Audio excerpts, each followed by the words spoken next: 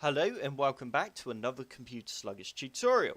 Before we get started, have you subscribed to my YouTube channel yet? If not, be sure to click on the big red subscribe button on my main page. And once you have done this, don't forget to click on that bell to be the first to get notified when I upload a new video.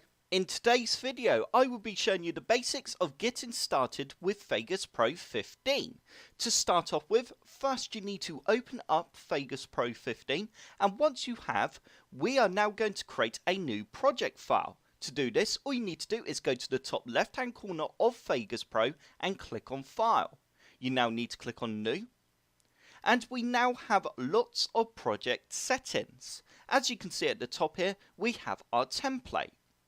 I'm just going to go ahead and use HD 1080 by 60i at 30 frames per second. If I click on the drop down menu quickly, as you can see, there are lots of templates we can choose from. And if I just close that down, below here we have our width and height. We also have our frame rate. Basically, that means if you recorded, say, a gameplay footage at 60 frames per second, then you are going to want to change that to 60 frames per second. Otherwise, it will change the frame rate to 30 frames per second when you import your video clip. And below we have lots more options. I don't want to bore you and go through all the settings we have here. If I go across, you have your audio, you have ruler, we have our summary and our audio CD. Once you are happy with your project settings, we can now go ahead and press OK. And there we go, this is our new project. As you can see at the minute, we have a blank canvas, we have nothing on it. At the top here, we have our media generators, we have our video FX, our transitions, Explorer and project media. We want to click on Explorer, and you now need to navigate through this file Explorer to where the video clips are you want to put into Vegas. As you can see, I've got some video clips here. I'm now going to go ahead and just drag in a video file onto my timeline down the bottom here. You will now have a window pop up saying, do you want to set your project's video settings to match this media? I actually always go yes, because what that's saying is it will adjust some of those project settings if we didn't set them correctly for our video file.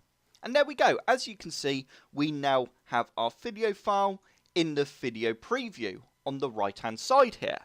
We can change the quality of the video preview by simply clicking on this button here, and we can change it from draft to preview to good to best. You need to select the option that's best for your machine. I tend to go with good on full because I don't have the most powerful computer in the world, but it is just good enough to actually be able to watch a preview in good. But if I put it to best, then the video preview does lag a little bit. I'm now going to go ahead and just press play, and as you can see, it now plays the video clip like that. We can pause that, and now we want to add an effect to our video. To do this, all we need to do is click on Video FX, and in here we have a massive list of effects that we can add to our video file. If I scroll all the way back to the top here, we have black and white. To add the effect, all you need to do is simply click on the effect you want to add and then select the preset you would like to add. For example, I want to add 100% black and white. All I now need to do is drag this down to my video file and then just simply unclick. And there we go. As you can see, my video file has now gone black and white. We can adjust a few settings here. Sometimes there's a massive list, but as for this effect, we've only got one option, which is the blend amount. We can just simply drag that up and down, and as you can see, it changes it from black and white there. But we want that on 100%. If I now close down that video effect, we could go ahead and add another effect if we want. I could go on to border, and I could add a soft edge like that, and as you can see, it's added a nice little black border around my video file, and that does actually look quite cool. If we now close down our effects, or actually before we close down the effects, you can delete effects by simply clicking on this button here and selecting the effect you want to remove. If I want to remove the border, I need to make sure I have border selected and then simply press remove. And that will delete the effect, like I said. If we now close down our video effects, and if we go to the start again, you don't have to drag this bar all the way to the start. You can actually press this play button here, which will play from the start of the video file. And there we go. And as you can see, that is actually lagging a bit on that video preview right now. If I pause that and go to the top again, like I said earlier, to the preview quality, and change it to preview on, let's go half. And if we now play from the start again, as you can see, it's really smooth now, and it's not lagging. And there we go. It just means that my CPU and my graphic, everything was just struggling a bit to play that preview. And that's because I just added 2 effects to the video.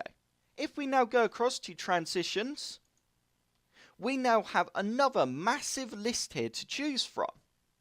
As you can see, we have 3D blinds, barn door, we have a cross effect. With these effects are normally used when you have 2 video files. So I'm going to go ahead and split this video file into 2. To do this, all you need to do is select the part of the video file you would like to split. For example, I want to split it here. All I need to do now is press S. And there we go, I've split my video file into 2. And I can now add a little transition between the 2 files. If I now drag that back together there, as you can see, it's still apart, both of them, they're still split. But if I now drag this effect, actually let's go with the cross zoom AB. If I drag this effect down here, and there we go, as you can see, it now says cross effect. And if I just use the arrows on my keyboard just to slowly skip through the frames, you will see that, there we go, it's got that new effect. And yeah, it really is that easy. And that is probably about it for this video. I don't want to bore you, I don't want to go on too much, but I do feel we learned quite a lot in this video. If this video did help you, please hit the like button below and subscribe for more Computer Sluggish tutorials.